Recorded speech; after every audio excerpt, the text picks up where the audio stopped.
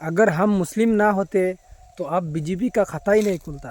अगर हम मुस्लिम ना होते आपके हिंदुस्तान में तो बीजेपी का तो खाता ही नहीं खुलता। आप चेक रिपब्लिक में निखिल गुप्ता बैठा है, लेके आओ ना उसको। कुलभूषण यादव पाकिस्तान में बैठा है, लेके आओ ना। कतर में हमारे फौजी बैठे, लेके आओ ना उनको। अरे कहाँ तुम्हारी देशभक्ति है? अरे निखिल गुप्ता को लाओ, इस कानून में इस्तेमाल करो, मगर वो नहीं बोलेंगे। ये बांग्लादेश की बात बहुत करते हैं, बांग्लादेश का जीडीपी हमसे बेहतर है। और वही नहीं, हमारे यहाँ के बच्चे 9,500 वहाँ पढ़ते हैं और उनके सिर्फ 2,000-2,600 बच्चे यहाँ पढ़ते हैं। मैं आज जद पे हूं तो इतना खुशगुमान न हो, चराग सबके बुझेंगे, हवा किसी की नहीं। हम डरे नहीं हैं, हम सिर्फ सरकार से अपील कर रहे हैं कि हमें अपना समझिए। हम आपके अपने हैं, इस देश के नागरिक हैं और आप ताकत में हैं। संख्या बल के आधार पर बिल हो सकता है आप पास करा लें, लेकिन आपको यह बात समझनी पड़ेगी कि हम तो वो तारीख हैं, जहनों में रहना है जिसे, कागजी पुर्जे नहीं जो फाड़ डाले जाएंगे। जिस जमीन पर मैं खड़ा हूं ये मेरी पहचान है।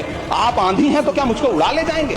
मुझसे पूछा जा रहा है कि 500 साल पहले तुम्हारी मस्जिद थी नहीं थी। ख्वाजा अजमेरी की दरगाह कह रहे नहीं है। अरे सर, अगर मैं इस पार्लियामेंट में खोद दूं, इसमें गड़ा कर दूं, तो सारे जहां का पैसा मिलेगा तो मेरी हो जाएगी। What has changed, please tell me. वजीर आजम कहते हैं कि वक्त का ताल्लुक संविधान से नहीं है। अरे कौन पढ़ा रहा है? वजीर आजम को आर्टिकल 26 पढ़ा लीजिए। खुदाई चल रही है इस देश में, कई जगह खोदे जा रहे हैं। ये खुदाई हम सब सांसद मिलके करें। किसान विरोध करे, देशद्रोही है। विद्यार्थी विरोध करें, नौकरी के लिए नौकरी मांग रहे हैं आपसे, और कुछ तो नौकरी भी नहीं मांग रहे हैं, परीक्षा समय पर कराने की मांग कर रहे हैं। आप कह रहे हो अराजक है, नक्सल है। 14 का चुनाव, 19 का चुनाव, 24 का चुनाव, जवाहरलाल नेहरू नहीं आ रहे हैं, विपक्ष आ रहा है, कांग्रेस आ रही है। 100 साल आप चुनाव जीतेंगे लेकिन नेहरू को फिर भी वहां खड़ा पाएंगे। मंदिर बना दिया, हमने ये बना दिया, आप अपनी पीठ थपथपाते रहे। मोदी जी की गारंटी है करके जब उन्होंने कहा तो आप सभी ने तालियां बजाई, बेंच को बजा बजा कर अपने हाथ उठा दिए। मैं आपसे एक सवाल करना चाहता हूं, आंकड़े आपके ही है, आपने एग्जामिनेशन सिस्टम को तो क्लियर कर दिया है, नौकरियां कितनी है ये बताइए। हाईली क्वालिफाइड बच्चे आज क्लर्क की, चपरासी की नौकरी के लिए अप्लाई कर रहे हैं कि आज पढ़े लिखे बच्चों की हालत ऐसी हो गई है